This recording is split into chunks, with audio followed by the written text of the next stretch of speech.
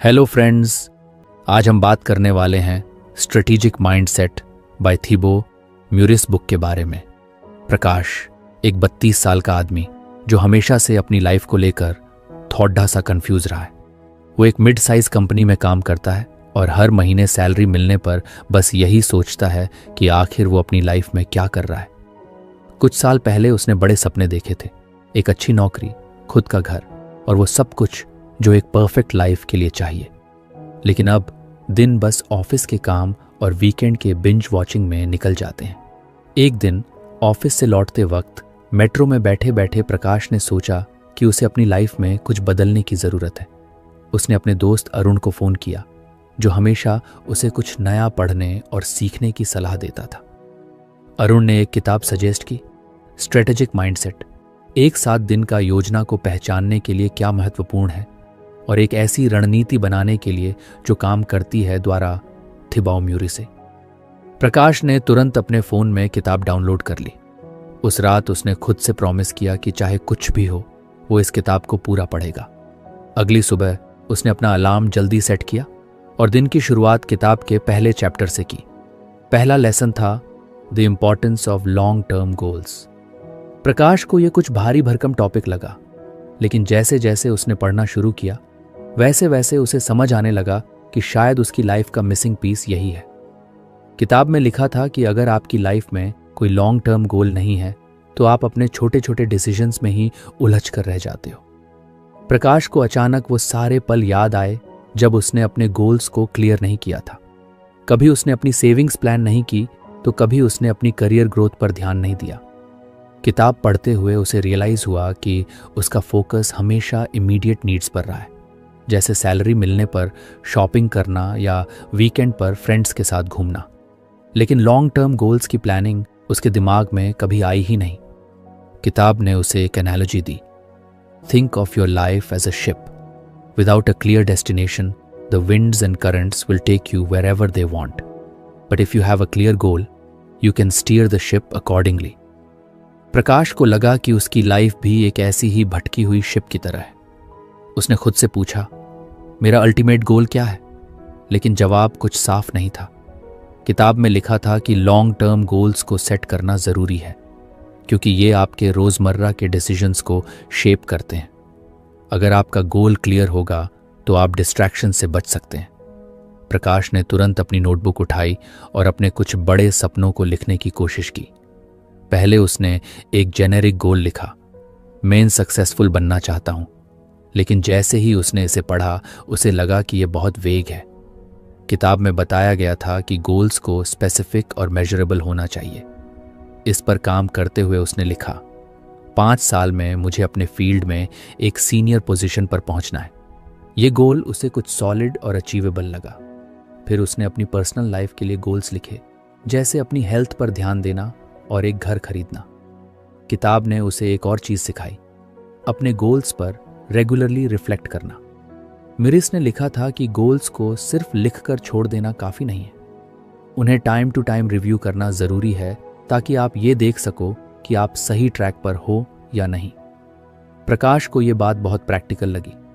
उसने अपने फ़ोन में वीकली रिमाइंडर सेट किया, रिव्यू योर गोल्स।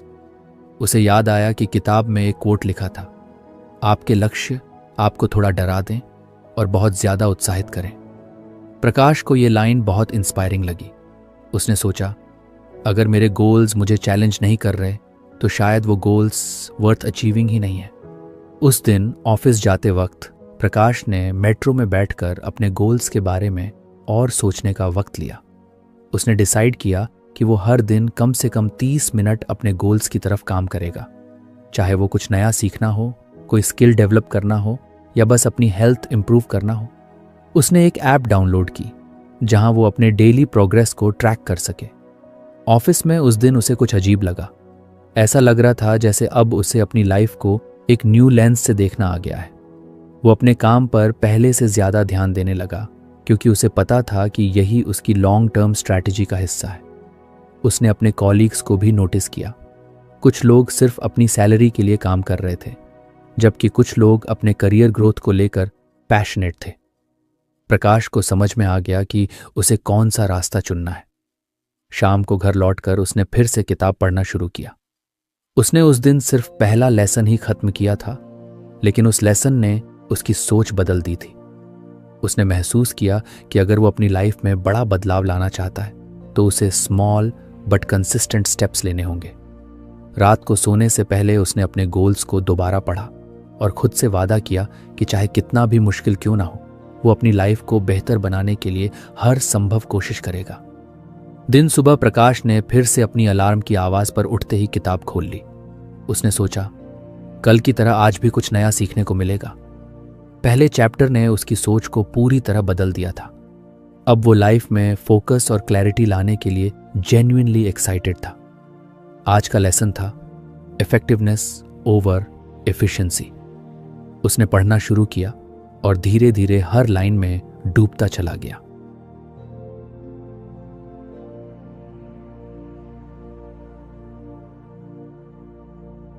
अगर आपको हमारी फ्री समरी अच्छी लगती है तो आप हमारे चैनल को सब्सक्राइब कर सकते हैं, हमारी मेंबरशिप खरीद सकते हैं या हमें यूपीआई के थ्रू सपोर्ट कर सकते हैं। अब समरी पर वापस चलते हैं।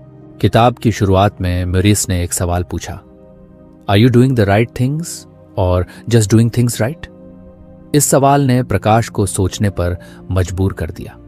उसने खुद से पूछा, क्या मैं अपने दिन भर के कामों को सही तरीके से करने में लगा हूं या वो काम सही भी हैं जो मैं कर रहा हूं? प्रकाश ने ध्यान से पढ़ा कि म्यूरिस क्या समझाना चाहते थे। किताब में लिखा था कि एफिशिएंसी का मतलब है कोई काम सही तरीके से, कम समय में और ज्यादा प्रोडक्टिविटी के साथ करना। लेकिन इफेक्टिवनेस का मतलब है ऐसे काम करना जो आपकी प्रायोरिटीज और गोल्स से अलाइंड हो। एक तरह से इफेक्टिवनेस का मतलब है सही चीजों को चुनना। प्रकाश को यह बात बेहद प्रैक्टिकल लगी। उसने खुद के पिछले कुछ दिनों के कामों को याद किया। सुबह उठकर जिम जाना तो वो हमेशा टालता रहा था, लेकिन ऑफिस में वो ईमेल्स जल्दी से जल्दी रिप्लाई करने के लिए हमेशा एफिशिएंट था। उसने सोचा, मैं अपनी एनर्जी ऐसी चीजों पर खर्च कर रहा हूं जो शायद मेरी प्रायोरिटीज में नहीं आती। ईमेल्स रिप्लाई करना जरूरी है, लेकिन क्या ये मेरे लॉन्ग टर्म गोल्स को अचीव करने में मदद कर रहा है? किताब में एक इंटरेस्टिंग एग्जाम्पल दिया गया था। अगर कोई बहुत एफिशिएंटली एक सीढ़ी चढ़ता है लेकिन वो सीढ़ी गलत दीवार के सहारे लगी हो तो उसका मेहनत करना बेकार है। प्रकाश को यह एग्जाम्पल अपने ऊपर पूरी तरह फिट लगा। उसने महसूस किया कि उसकी एफिशिएंसी सिर्फ रोजमर्रा के छोटे मोटे टास्क्स को पूरा करने में जा रही थी, जबकि उसे अपने बड़े गोल्स पर काम करना चाहिए था। उस दिन उसने खुद के लिए एक एक्टिविटी प्लान की। उसने अपने पूरे दिन के टास्क्स की एक लिस्ट बनाई। फिर उसने उन सभी टास्क्स को कैटेगरीज में डाला, इंपॉर्टेंट, अर्जेंट और नाइदर। उसने देखा कि उसके दिन के ज्यादातर काम अर्जेंट की कैटेगरी में आते थे, लेकिन इंपॉर्टेंट यानी जो उसकी लाइफ में असल मायने रखते हैं वो बहुत कम थे। किताब में एक सुझाव था, learn to say no to things that don't align with your goals. Prakash को याद आया कि ऑफिस में अक्सर वो अपने कॉलीग्स की मदद के लिए अपने काम छोड़ देता था या ऐसे मीटिंग्स में बैठता था जिनका उससे कोई लेना देना नहीं होता था। उसने ठान लिया कि अब वो अपनी प्रायोरिटीज पर फोकस करेगा। उस दिन ऑफिस में उसने इस लेसन को प्रैक्टिकली अप्लाई करने की कोशिश की। जैसे ही एक कॉलीग ने उससे मदद मांगी, उसने पोलाइटली मना कर दिया। ये उसके लिए नया था क्योंकि वो हमेशा दूसरों की एक्सपेक्टेशंस पूरी करने में जुटा रहता था। लेकिन आज उसने अपने काम पर फोकस किया। शाम को घर आकर उसने अपनी नोटबुक निकाली। उसने दिन भर के अपने कामों का एनालिसिस किया। उसे लगा कि उसने एफिशिएंट बनने के बजाय इफेक्टिव बनने की तरफ एक कदम बढ़ा लिया है। उसने सोचा कि यह सिर्फ शुरुआत है। उसे अपनी प्रायोरिटीज और गोल्स के हिसाब से काम करने की आदत डालनी होगी। किताब में एक और बात लिखी थी जो प्रकाश को बहुत अच्छी लगी। Busyness is not a badge of honour, it is often a sign of poor priorities. उसने महसूस किया कि वो अक्सर अपने दोस्तों से कहता था, मैं बहुत बिजी हूं, लेकिन अब उसे समझ आया कि बिजी होना अच्छी बात नहीं है अगर आप सही चीजों पर काम नहीं कर रहे। उस रात उसने अपनी प्रोडक्टिविटी बढ़ाने के लिए एक नया सिस्टम प्लान किया। उसने डिसाइड किया कि हर सुबह वो दिन के सबसे इंपॉर्टेंट 3 काम लिखेगा। वो उन 3 कामों को पहले पूरा करेगा, भले ही बाकी काम बाद में हो। उसने इसे अपनी टॉप 3 प्रायोरिटीज नाम दिया। अगली सुबह प्रकाश ने इस प्लान को फॉलो किया। उसने लिखा, 1, 1 घंटे के लिए सेल्फ लर्निंग के लिए किताब पढ़ना। 2. अपने प्रेजेंटेशन की स्ट्रैटेजी पर काम करना। 3. अपनी फिटनेस के लिए 30 मिनट की वॉक। शुरुआत में उसे ये कुछ चैलेंजिंग लगा। पुराने हैबिट्स बार बार आड़े आ रहे थे, जैसे ईमेल्स चेक करना या सोशल मीडिया पर टाइम वेस्ट करना। लेकिन उसने खुद को डिसिप्लिन रखा। दिन के अंत में जब उसने अपनी प्रायोरिटीज पूरी कर ली तो उसे अंदर से सेटिस्फैक्शन महसूस हुआ। उसने महसूस किया कि वो सिर्फ काम कर रहा था, बल्कि सही काम कर रहा था। किताब में एक और इंटरेस्टिंग कॉन्सेप्ट था, परेटो प्रिंसिपल, जिसे 80-20 रूल भी कहा जाता है। इसमें बताया गया था कि आपकी 80% अचीवमेंट्स आपकी 20% एफर्ट से होती हैं, 20% एक्टिविटीज से आती हैं। प्रकाश ने इस कॉन्सेप्ट को अपनी लाइफ पर अप्लाई करने की सोची।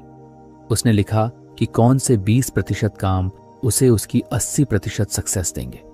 उसने पाया कि सेल्फ लर्निंग, नेटवर्किंग और हेल्थ पर ध्यान देना उसकी स्क्रिप्ट के सबसे बड़े फैक्टर्स हैं। अगले कुछ दिनों में प्रकाश ने नोटिस किया कि उसकी माइंडसेट बदलने लगी है। वो अब हर काम को करने से पहले खुद से पूछता, क्या ये मेरे गोल्स के लिए ज़रूरी है? अगर जवाब नहीं होता तो वो उस काम को या तो छोड़ देता या बात के लिए टाल देता। उसने सोशल मीडिया यूजेज भी कम कर दिया और उस वक्त को सेल्फ इंप्रूवमेंट में लगाने की कोशिश की। एक दिन उसका दोस्त अरुण उससे मिलने आया। अरुण ने प्रकाश में आए बदलाव को नोटिस किया। उसने पूछा, तू इतना ऑर्गेनाइज्ड और फोकस्ड कैसे हो गया? प्रकाश ने मुस्कुराते हुए उसे किताब का नाम बताया और कहा, यार, बस ये सीख लिया है कि बिजी होने से ज्यादा जरूरी है सही काम करना। अरुण ने हंसते हुए कहा, लगता है अब तू सच में लाइफ में कुछ बड़ा करने वाला है। प्रकाश ने सिर हिलाया और कहा, बिल्कुल, लेकिन ये जर्नी तो अभी शुरू हुई है। मुझे और भी बहुत कुछ सीखना है।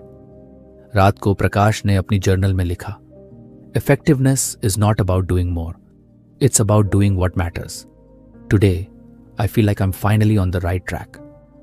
अगली सुबह प्रकाश अलार्म की आवाज पर उठा तो कुछ एनर्जाइज्ड महसूस कर रहा था।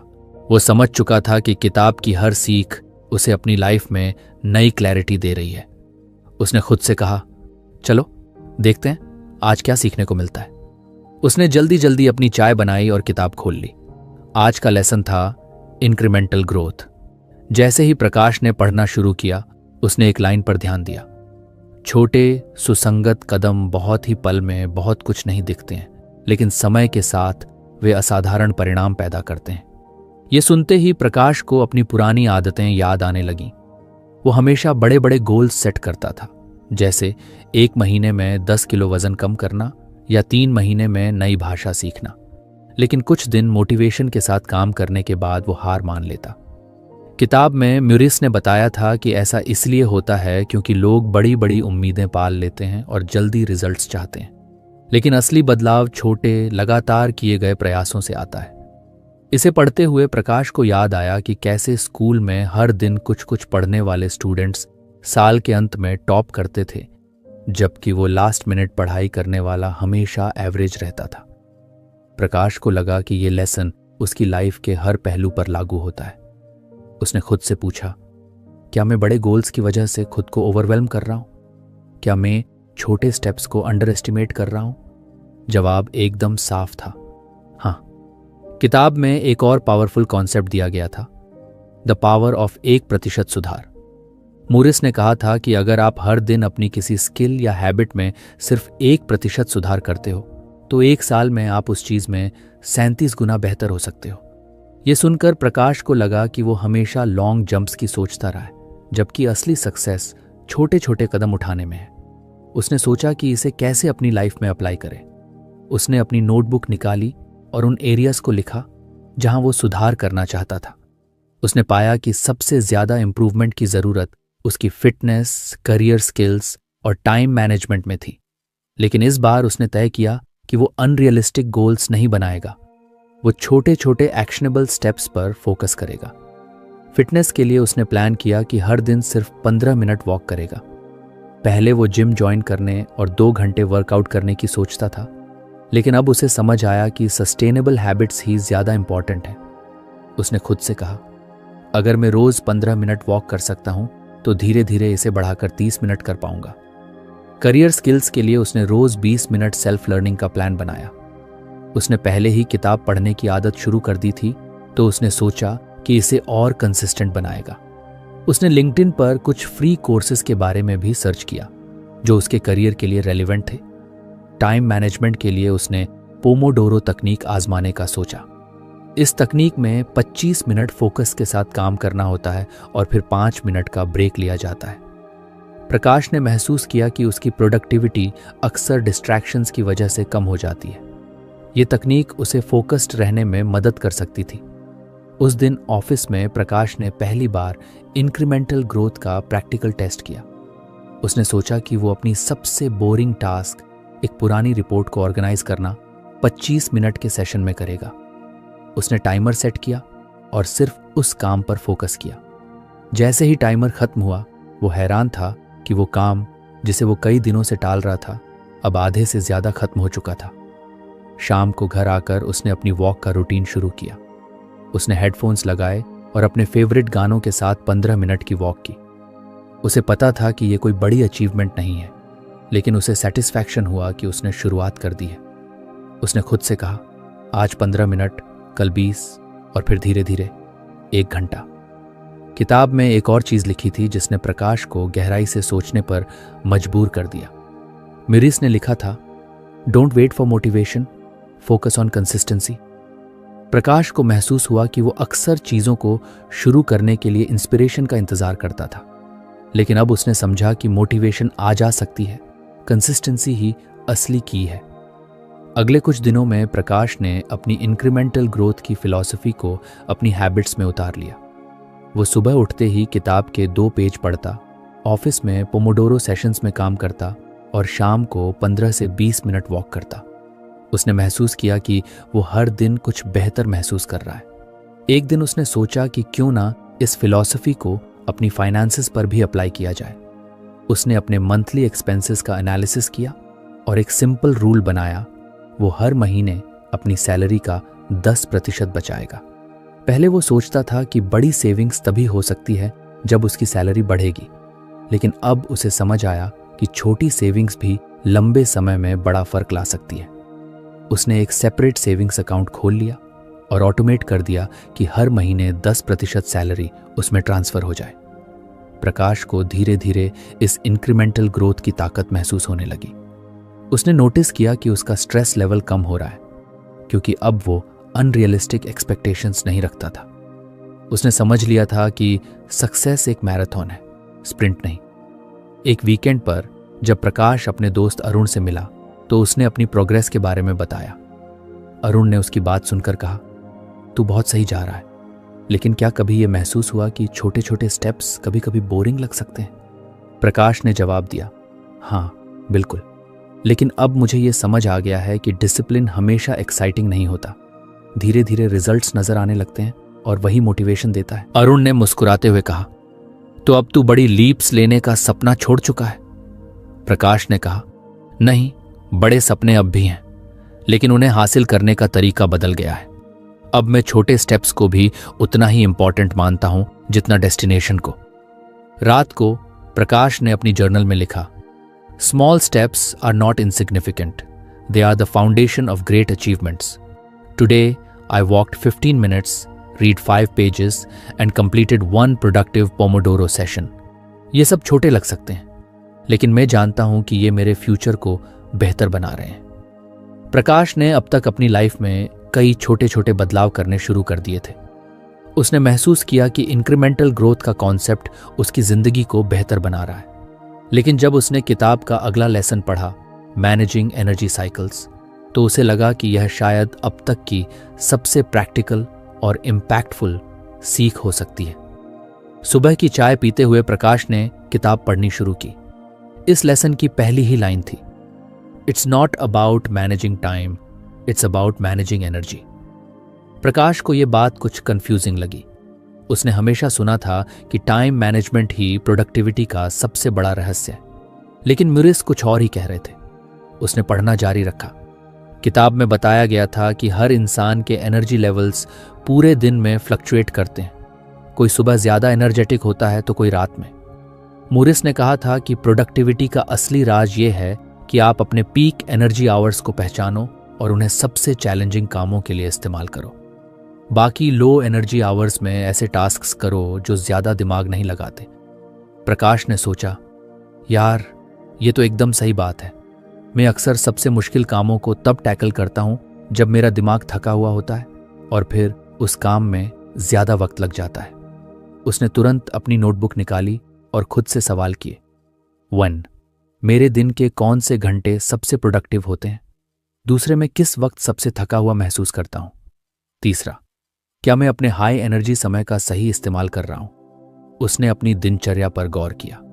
उसे याद आया कि सुबह का समय उसके लिए सबसे अच्छा होता है। चाय पीने के बाद वो तरोताज़ा महसूस करता था और तब उसका दिमाग सबसे तेज चलता था। लेकिन अक्सर वो उस वक्त ईमेल्स और छोटे मोटे कामों में उलझा रहता था। दूसरी तरफ दोपहर के बाद उसका एनर्जी लेवल गिरने लगता था, लेकिन तब वो अपने सबसे चैलेंजिंग टास्क्स पर काम करने की कोशिश करता। किताब में म्यूरिस ने सुझाव दिया था कि अपनी एनर्जी को मैनेज करने के लिए सबसे पहले आपको अपने एनर्जी साइकिल्स को ट्रैक करना होगा। प्रकाश ने इसे अगले कुछ दिनों के लिए आजमाने का फैसला किया। उसने अपने दिन के हर घंटे का एनर्जी लेवल नोट करना शुरू किया। उसने एक सिंपल स्केल बनाया, लो, मीडियम और हाई। कुछ दिनों तक ट्रैक करने के बाद प्रकाश ने पैटर्न्स देखे। सुबह 8 बजे से 11 बजे तक उसका एनर्जी लेवल हाई था। दोपहर 2 बजे से 4 बजे के बीच ये लो हो जाता था। शाम को 6 बजे के बाद ये फिर से मीडियम हो जाता था। ये पैटर्न्स देखकर उसे लगा कि अब वो अपने टास्क्स को बेटर ऑर्गेनाइज कर सकता है। उसने सोचा कि चैलेंजिंग काम जैसे प्रेजेंटेशंस बनाना या स्ट्रेटेजिक प्लानिंग वो सुबह करेगा, जबकि रिपीटेटिव या सिंपल काम जैसे ईमेल्स का जवाब देना वो दोपहर में करेगा। अगले दिन प्रकाश ने अपनी नई स्ट्रैटेजी को लागू किया। उसने सुबह उठते ही अपने सबसे इंपॉर्टेंट काम की लिस्ट बनाई। उसका पहला काम था अगले हफ्ते की क्लाइंट प्रेजेंटेशन तैयार करना। उसने चाय पीते ही इस पर काम करना शुरू किया। पहले वो इस काम को दोपहर में करता, लेकिन अब उसने इसे अपने हाई एनर्जी समय पर शिफ्ट कर दिया। प्रकाश को एक बड़ा फर्क महसूस हुआ। मुश्किल काम जो पहले उसे भारी लगता था, अब सरप्राइजिंगली आसान लग रहा था। वो जल्दी और ज्यादा फोकस के साथ काम कर पाया। 2 घंटे में उसका प्रेजेंटेशन ड्राफ्ट तैयार हो गया। उसने खुद से कहा, यार ये एनर्जी मैनेजमेंट तो सच में कमाल की चीज है। दोपहर में जब उसका एनर्जी लेवल लो था, उसने सिर्फ ईमेल्स और छोटे मोटे एडमिन टास्क्स पर काम किया। उसने देखा कि ये टास्क्स कम एनर्जी में भी आसानी से हो गए। उसे महसूस हुआ कि उसने अपने समय और एनर्जी का सही इस्तेमाल किया। शाम को जब उसका एनर्जी लेवल मीडियम पर था, उसने अपनी सेल्फ लर्निंग पर काम किया। उसने किताब के अगले कुछ पेज पढ़े और एक नई स्किल पर रिसर्च की। दिन के अंत में उसे सेटिस्फैक्शन था कि उसने पूरे दिन को अच्छे से मैनेज किया। किताब में एक और बात थी जिसने प्रकाश को सोचने पर मजबूर कर दिया। म्यूरिस ने कहा था, rest and recovery are just as important as work. Without adequate rest, even your peak hours lose their potential. Prakash को समझ आया कि वो अक्सर खुद पर जरूरत से ज्यादा दबाव डालता था। वो सोचता था कि हर वक्त प्रोडक्टिव रहना ही कामयाबी का राज है, लेकिन अब उसे एहसास हुआ कि ब्रेक्स और रिकवरी इक्वली इंपॉर्टेंट है। उसने अपनी रूटीन में ब्रेक्स को शामिल करने का फैसला किया। उसने पोमोडोरो टेक्निक को कुछ ट्वीक किया। अब वो हर 25 मिनट के बाद 5 मिनट का ब्रेक लेता था और हर 2 घंटे के बाद 15 मिनट का लॉन्गर ब्रेक। इन ब्रेक्स में वो पानी पीता, कुछ वॉक करता या बस अपनी आंखें बंद करके आराम करता। कुछ दिनों में ही प्रकाश ने नोटिस किया कि उसकी एफिशिएंसी बढ़ गई है। वो पहले जितना काम 6। अरुण ने हंसते हुए कहा, तू तो अब प्रोडक्टिविटी गुरु बन गया है। प्रकाश ने जवाब दिया, यार ये सब कुछ इतना आसान लग रहा है, लेकिन मैं पहले कभी इस पर ध्यान ही नहीं देता था। बस काम करता रहता था, बिना ये सोचे कि सही वक्त पर सही काम करना कितना जरूरी है। अरुण ने पूछा, तो अब क्या तू हर वक्त रिलैक्स रहता है?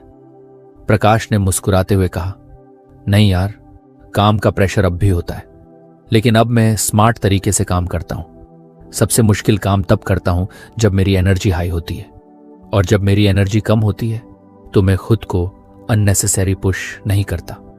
रात को प्रकाश ने अपनी जर्नल में लिखा, आज मैंने महसूस किया कि ऊर्जा का प्रबंधन समय के प्रबंधन से अधिक महत्वपूर्ण है। By aligning my tasks with my energy levels, I've become more productive and less stressed. This is a game changer. प्रकाश की ये नई हैबिट अब उसकी लाइफ का हिस्सा बन चुकी थी। उसने जाना कि एनर्जी मैनेजमेंट सिर्फ काम के लिए नहीं बल्कि हर चीज के लिए जरूरी है, चाहे वो फिटनेस हो, रिलेशनशिप्स हो या सेल्फ ग्रोथ। अगले दिन सुबह प्रकाश अपनी रूटीन चाय के साथ बैठा और किताब का नया चैप्टर खोलते ही मुस्कुरा दिया। आज का टॉपिक था कल्टीवेटिंग अ स्ट्रैटेजिक माइंडसेट। उसने सोचा, ये तो अब तक की सारी सीखों का निचोड़ लगता है। अगर मैं इस पर पकड़ बना लूं तो शायद मेरी लाइफ एक बिल्कुल नए लेवल पर पहुंच सकती है। किताब की पहली लाइन ने ही प्रकाश का ध्यान खींच लिया।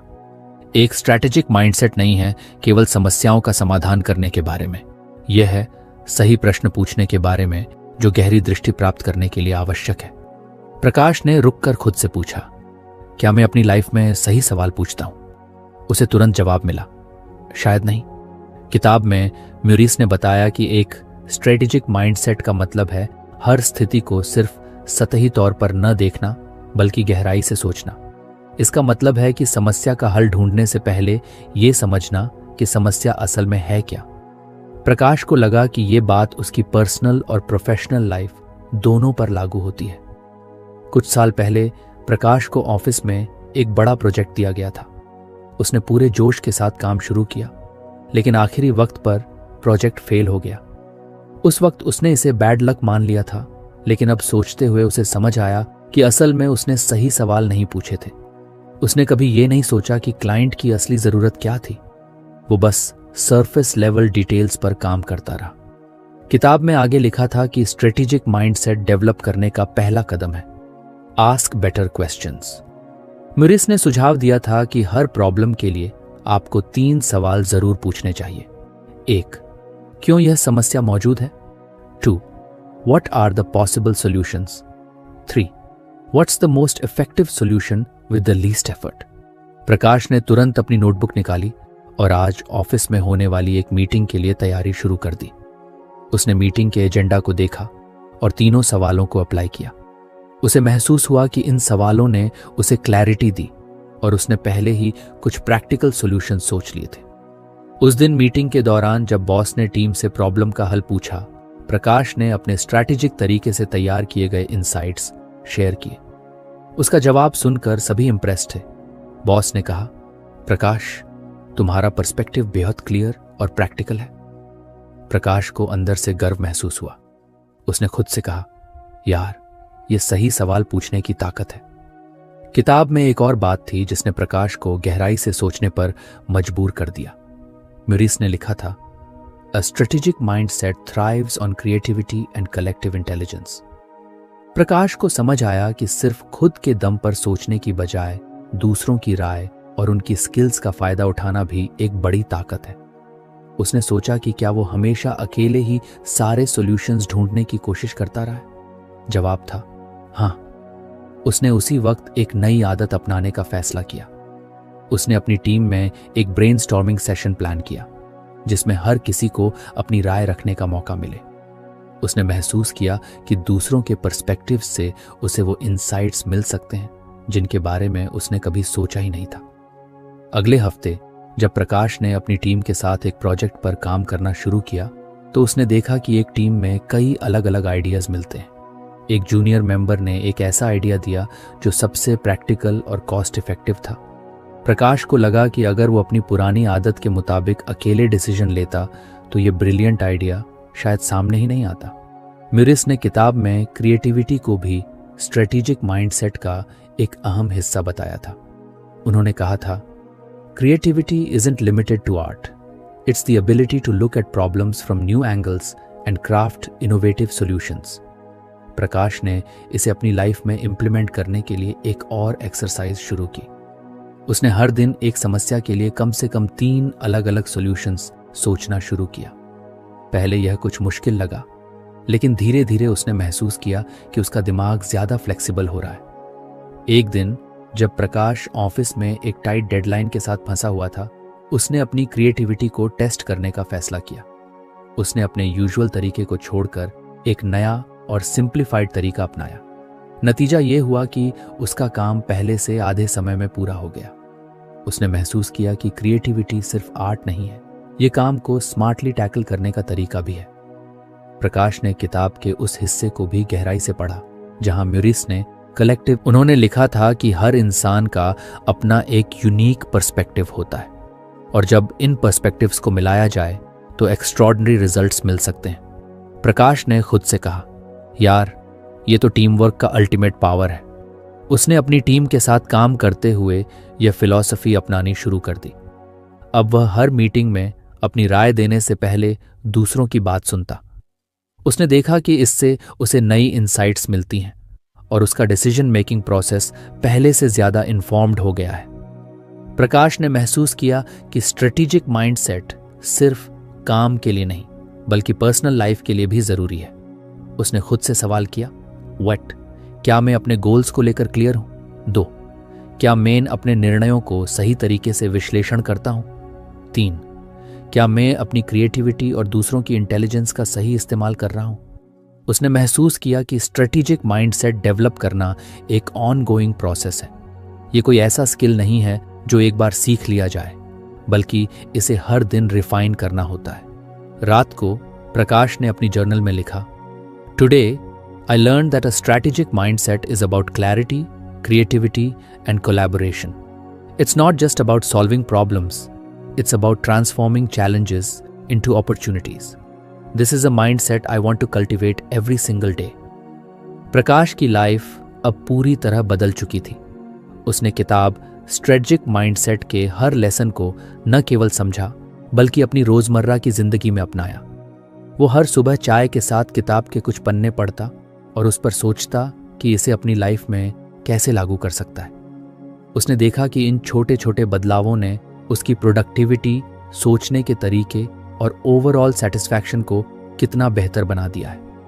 अब प्रकाश सिर्फ कामयाबी के पीछे भागने वाला आदमी नहीं रहा।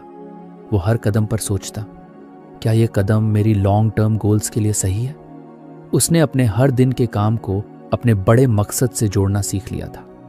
अब वो अपने एनर्जी साइकिल्स के मुताबिक काम करता, अपने लो एनर्जी समय को हल्के टास्क्स के लिए और हाई एनर्जी समय को सबसे मुश्किल और क्रिएटिव कामों के लिए बचाता।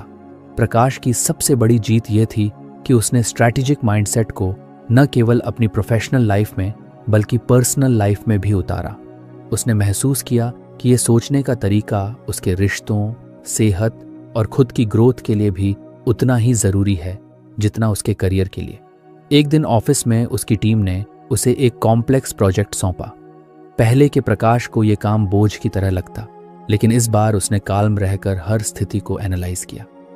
उसने टीम के साथ मिलकर सही सवाल पूछे, हर पर्सपेक्टिव को सुना और क्रिएटिविटी के साथ एक ऐसा सॉल्यूशन तैयार किया जो सभी को प्रैक्टिकल और प्रभावी लगा। प्रोजेक्ट न केवल समय पर पूरा हुआ बल्कि क्लाइंट से भी उसे बहुत तारीफ मिली। प्रकाश के बॉस ने मीटिंग के दौरान कहा, प्रकाश, तुम्हारे काम करने के तरीके में जो क्लैरिटी और स्ट्रैटेजी दिखती है वो काबिले तारीफ है। यह सुनकर प्रकाश ने मन ही मन सोचा कि यह बदलाव सिर्फ उसकी मेहनत का नतीजा नहीं बल्कि इस किताब और इसके लेसन्स की वजह से है जिसने उसकी सोचने का तरीका ही बदल दिया। पर्सनल लाइफ में भी प्रकाश के रिश्ते पहले से बेहतर हो गए थे। अब वो हर समस्या को एक चैलेंज की तरह देखता और उसे सॉल्व करने के लिए क्रिएटिव तरीके अपनाता। उसने अपने दोस्तों और परिवार के साथ ज्यादा मीनिंगफुल कॉन्वर्सेशंस करना शुरू किया। उसने अपनी प्रायोरिटीज को लेकर क्लैरिटी हासिल कर ली थी। रात को जब प्रकाश किताब का आखिरी पन्ना पढ़ रहा था तो उसने महसूस किया कि यह सिर्फ एक किताब नहीं बल्कि उसके लिए एक गाइड बुक थी। उसने किताब को बंद किया, अपनी नोटबुक में लिखा, this isn't the end, it's the beginning of a new way of living. Strategic thinking isn't just a skill, it's a lifestyle. Thank you, Maurice, for showing me how to live better, work smarter, and dream bigger. प्रकाश ने अपने आप से वादा किया कि वो इस mindset को हमेशा अपने साथ रखेगा। उसने अपनी किताब को अलमारी में नहीं रखा बल्कि अपने डेस्क पर रख लिया ताकि जब भी उसे क्लैरिटी की जरूरत हो वो इसे खोलकर एक बार फिर से पढ़ सके। उस रात प्रकाश सोने से पहले मुस्कुराया। उसे लगा कि वो अब वो इंसान बन गया है जो अपनी लाइफ को केवल सरवाइव नहीं बल्कि थ्राइव कर रहा है। और यही असली जीत थी। तो फ्रेंड्स, ये थी हमारी आज की बुक समरी। आपको कैसी लगी कमेंट करके ज़रूर बताएं, और धन्यवाद आपका समरी एंड तक सुनने के लिए।